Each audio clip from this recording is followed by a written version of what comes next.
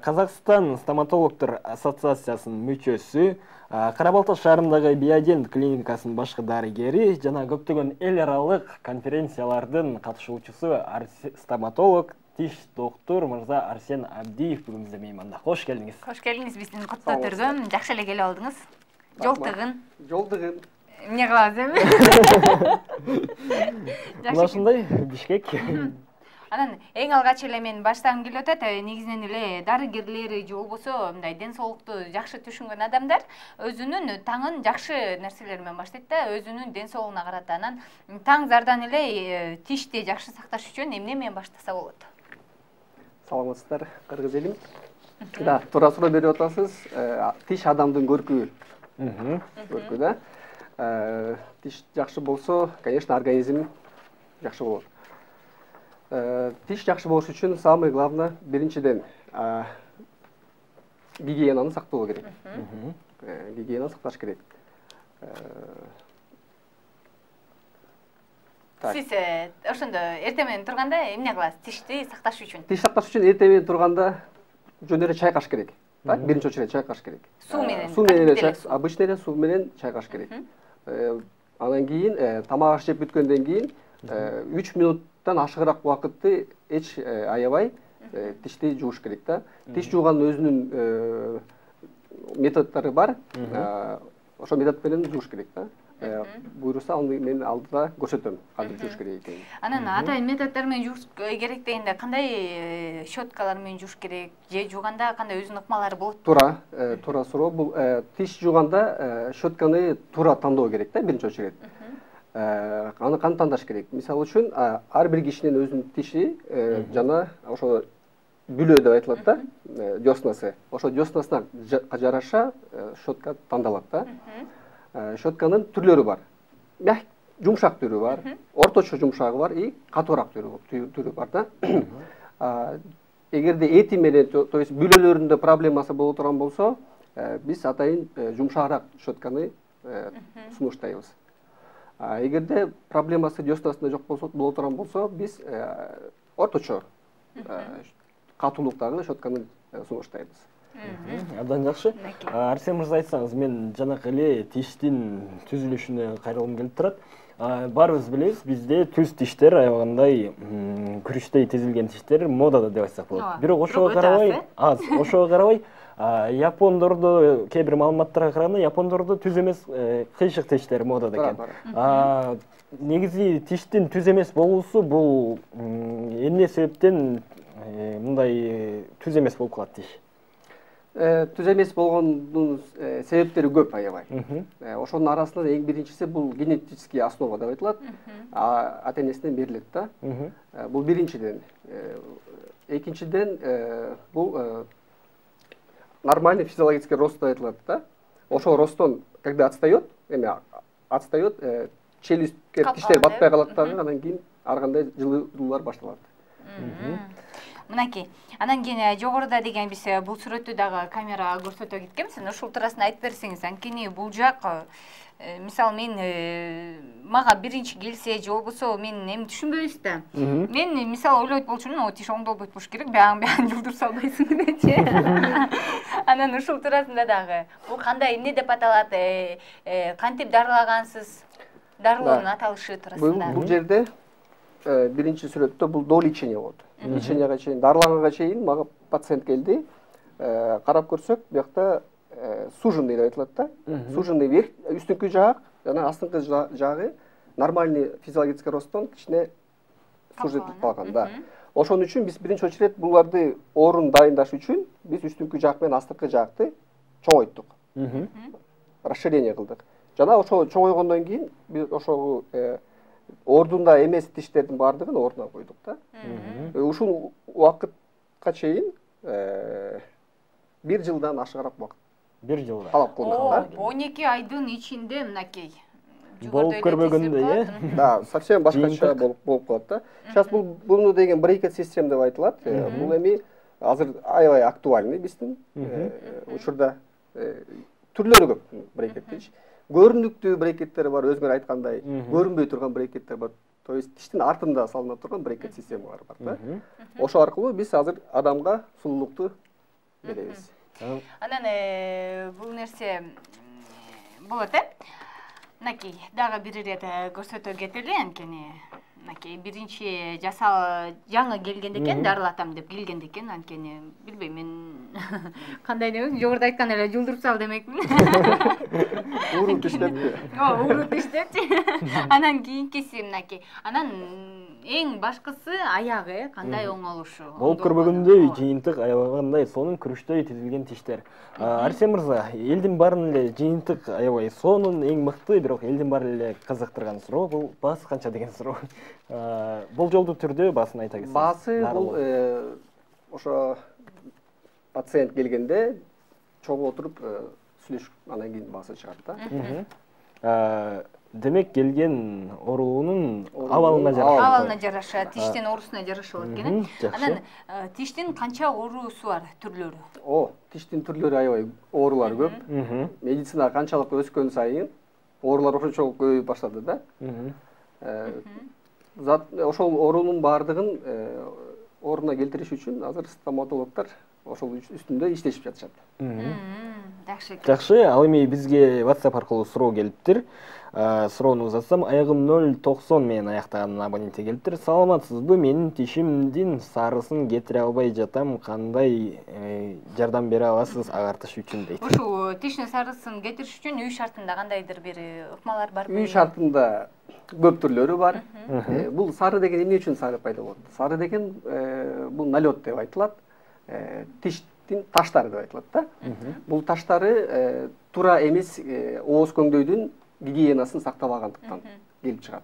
Үй условияда, үй шартында агартып койгон түрлөрү бар. Но биринчи очередь профессиональный стоматологко барып, общий чистка деп айтылат да. Ошодон кийин гана баштаса результаттар көрүнүп баштайт. Жакшы, кийинки суроо. Аягы 108 менен аяктаган абоненттен келиптир. Саламатсыздарбы? Келинчегимдин 6 айлык боюнда бар. Тиши ооруп жатат, бирок жулганга болбойт деп жатат. Эмне кылсак болот дейт. Да.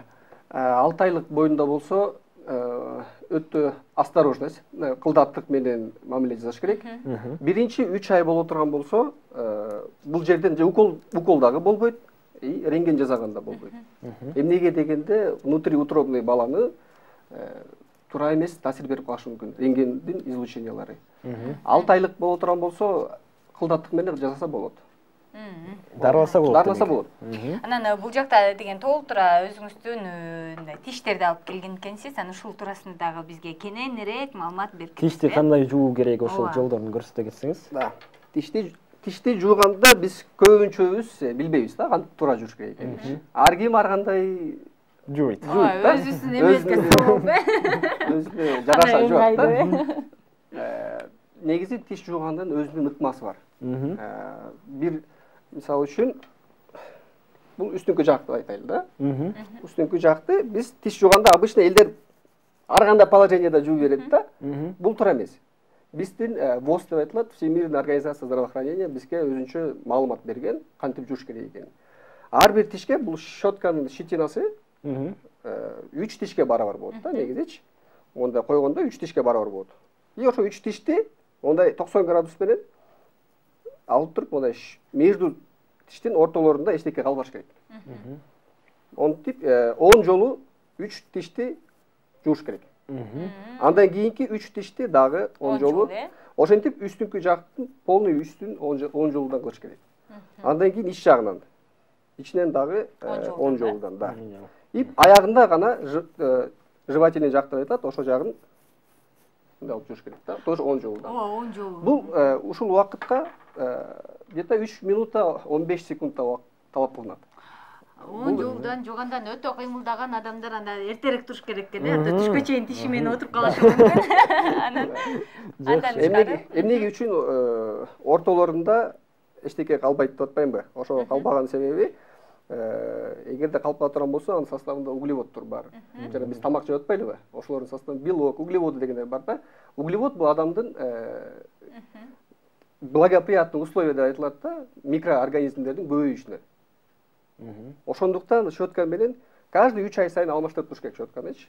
И жууганда мен көрсөтүп бергендей жууш керек да. Жуубай турган болсо кариес деп айтылат, курт түшөт. Курт түшкөндүн себептери аябай көп.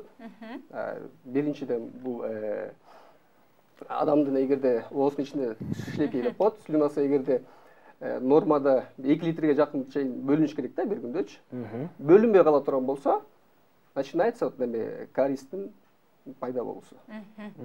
Жакшы экен. Анан кийинки тиштериңиз тууралуу азыркы учурда мисалы үчүн аябай актуальный болуп аткан кээ бирөөлөр тиштерин жулдуруп коюшат. Билбекстен. Кээ бирөөлөр билип эле ооругандыктан чыдабай жулдуруп коюшат да. Анан көбүнчөлөрү пациенттерибиз бизге келет дагы сурайт. Ушул жерде эмне кылсак болот? Могу тиш жулсал делек. Эмне кылсак болот деген суроо менен көбүнчө биздин пациенттер кайрылат бизге. Мисалы үчүн мондай учур деп айтылайлы да. Бир тиши жок. Көрүп жатасыздар да. 2 тиши бар. Көбүнчө ушул жерге тиштерди өгөлөтүп туруп, анан кийин мост деп айтылат да. Ошентип мостко кийиз коюшат көбүнчөлөрү врачтар. Бирок биз өгөлөгөндөн кийин тишти бузулганын эске албайбыз да. Азыр аябай жаңы методдор бар. Ушул жерди өгөлөбөй эле ортосуна салып кое турган атайын флиппер деп айтылат. Мягкий протез деп айтылат. Ал ондай протез да. Ушул протезди 2 тишкеле кыпчып туруп, оны кийиз коет. Мына. Кармап көрсөңүздөр болот. Мынакей андыктан тишиңиздерди өгөлөтүп, анан кыйналбай эле, мынакей жулдурбай эле, сонун ыкмалары чыгып калган экен. Бул дагы заманбап. Албетте. Бул нерсе бизди абдан эле мындай кубандырат, өзгөчө тиши менен көйгөйгөптөр деп кубандырат. Биздин чоң апаларыбыз, чоң аталарыбызга мына ушундай бүгүнкү күндө бирок чоң ата, чоң апаларыбыз эмес, кичинекей жаш балдар деле, өспүрүмдөр деле тиш оорусу менен мына ушинтип жулдуруп салып атышат. Анан көпчүлүк учурда ошо протез кийгенден кийин анан айтып баштайт го, мындай тишимди өйкөп атат же тиш салдырган ичин өйкөп атат депчи. А бул учурдачы кандай? Өйкөйт, анткени бул инородное тело болуп эсептелинет. Эмеде? Бөтөн тиш болуп эсептелгендиктен буну кыскасы коррекция деп айтылат да. Коррекциялап туруш керек. Ортого эме болуп туруш керек да. Өйкөгөн жерлерин алып туруш керек. Атайын дарыгерге кайрылып туруш керек экен, Жакшы. Ал эми бизге көптөгөн суроолор келип түшүүдө. Аягы 310 менен аяктаган абонент Кутман таңыңыздар менен менин суроом алдыңкы тиштер ичин көздөй кыйшайып атат. Эмне себеп болушу мүмкүн дейт? Себептери аябай көп. Биринчиден вредный привычка деп айтылат. Ошондой болушу мүмкүн. Тиштерин эртерээк жулдуруп койгон молочный кезинде ал дагы чоң роль ойношу мүмкүн. Арсен мырза, айтсаңыз, негизи эле баарыбызга жайылган, баарыбыз билген кариес деген түшүнүк бар. Мына ушул тууралуу кененирээк айтып берсеңиз. Кариес деген бул өзү эмне? Кариес деген бул тишти курт түшүү болуп эсептелинет да. Кариестин өзүнүн 1400 түрү теориясы бар. Ошонун арасында Миллердин немесин карап көрөбүз. Аныктамасынчы. Ал 1898 жылы предложение кылган. Ошол эмне үчүн кариес пайда болду? Эмне үчүн деген суроо бар да, этиологиясычы. Биринчиден этиологиясы бул микроорганизмдер да. Жана Streptococcus aureus деп коет, актиномицетин, ушундай нерсе микробтордун баардыгы адамдын жанагы тиштин курттары болуп эсептелет. Бул деген биринчиден адамдын ооз көңдөйдөгү гигиенасын сактабагандыктан бул ушу кариестер пайда болот да. Мисалы үчүн биздин ооздун ичинде ооз көңдөйдөгү тиш шлейкейин бөлүп чыгаруу системасы эгерде жакшы иштесе, адамда тиштин курттары аз болот. Эгерде нормада иштей турган болсо, эгерде нормада бир күндө 2 литрден азыраак выделение боло турган болсо, шлейкейибиз, значит бизде риск чоң аябай кариес болгондон. Потому что биздин шлейкейибиздин составында специальный лизоцин деген белок бар да. Ал белок бизде ошол микробтордун баардыгын мындай айтканда жок кылып турат. Жакшы экен. Бизге билдирүү суроо келген WhatsApp аркылуу 944 менен аяктаган абонент. Саламатсыздарбы? Менин 6 жашар баламдын тиштери ооруп, баарын жулдуруп салганбыз. Эми тиштери чыкпай жатат, же чыгабы дейт. 6 жашар бала. 6 жашта негизи пересменка деп айтылат.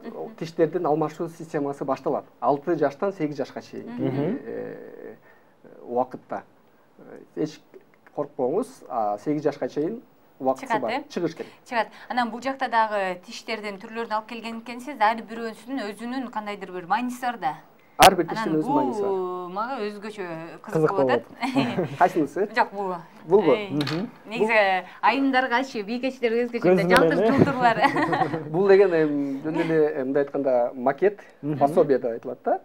Бул деген мен өзүм сабактагы берем. Студенттерге сабак берем. Ошондо бул көрсөтө турган нерселер. Жана пациенттерге дагы көрсөтө турган нерсебиз да. Бул жерде эмне көрүнүп турат? Бул жерде тиштин воспаление деп айтылат. Воспалениясы бар.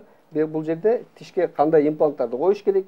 Мисалы үчүн мынакей сөөгө специальный шурупту бурап киргизип туруп, имплант деп айтылат да. Имплантты бурап киргизип, үстүнөн коронканы кийгизип коет. Ушинтип адамга ушинтип көрсөтүп берсең түшүнөт. А так сөз менен эле айтып бере берсең, алар көбүнчөсү түшүнө бербейт да. Мисалы үчүн керамика жөнүндө да сөз болуп кетти. Биз жана бул эмне дегенде тишти өгөлөп үстүнөн цемент менен катырып салат. Бул мен көрсөткөн нерселердин баардыгы чечпейт, цементке отура турган нерселер. Чечиле турган нерселер бар да. Чечиле турган нерселери бул биздин мындай протездер болуп эсептелет. Бул жаңы протездер. Мурда кыйнала берчү да, тиштерди өгөлөтүп, ооруп, ушундай кыйнала берчү да. Азыркы деген протездер ушундай ийилчек болгондуктан бул эч кандай өйкөп оорутпай турган нерселер. Жумшак экен, ооска ыңгайлуу экен. Ооска ыңгайлуу. Абдан жакшы. Арсен мырза, жана эфирден сырткары сүйлөшкөндөй, сиз көптөгөн Кыргызстанда көптөгөн атактуу инсандарга Голливуд жылмайыбысын тартуулаган тиш доктор катары белгилүү экенсиз. Санап өтсөңүз четинен бир экөөсүн, кимдердин тишин дарылап, кимдердин тишин кооздогонсуз? Аты чыккандардан, эл тааныгандардан. Бир экөөсүн. Так, айтып өтсөңүз. Биз экөөдөн деле көп болуш керек. Мен өзүм андай нерселерди көп айта бербейм. Мен өзүмдүн баракчам бар. Instagram деп айтылат, Facebook деп айтылат. Ошол баракчадан көрүп алсаңыздар болот. Аябай орусча айтканда Арсен мырза скромный. Ооба. Негизинен сизге мактанууга мүмкүнчүлүк берейин деп аткан болчумун. Макул. Анан негизинен өзүңүздүн жеке жашооңузга кайрылгым келип атат. Бул тиш доктор болгонго же болсо бир кесиптин ээси болгонго бир нерсе түрткү болот да. Сиз каяктан мындай ой келди эле, мен ушундай тиш доктор болом деген? Туура суроо бердиңиз, аябай. Бул суроону аябай көптөр берет, мисалы үчүн. Түрткү бул менин апам болуп эсептелет.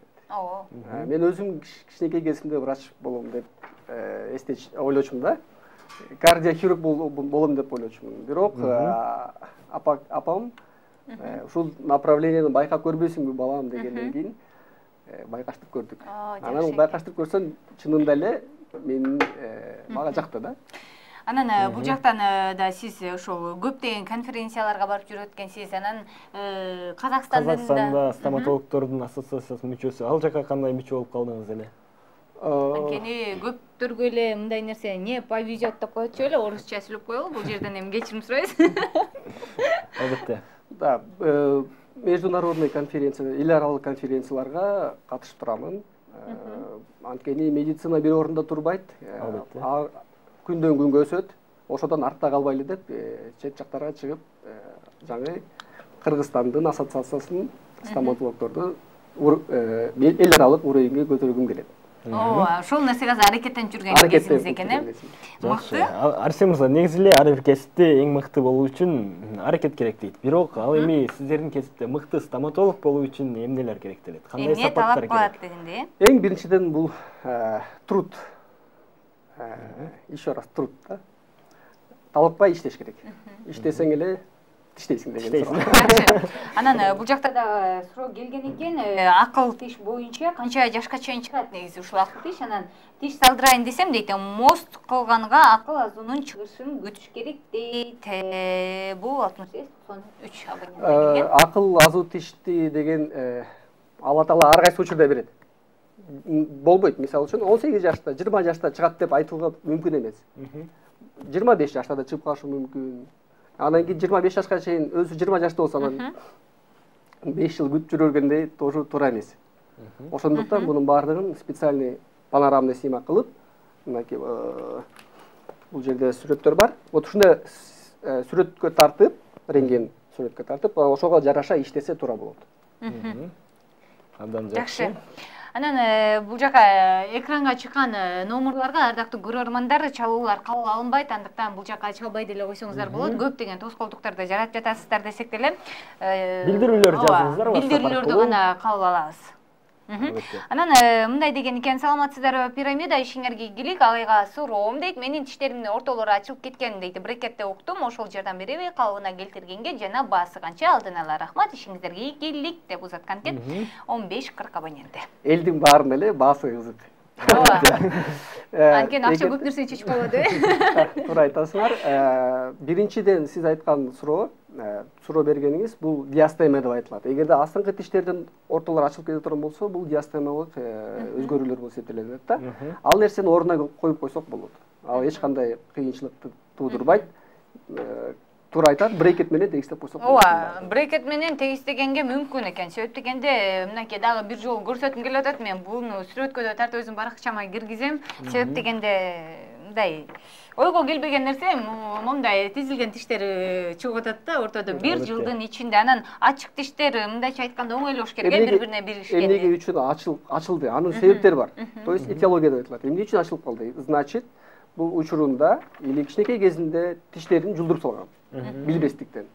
Анан ал жерге тишти эртерээк жулдургандан кийин тиштер жылат.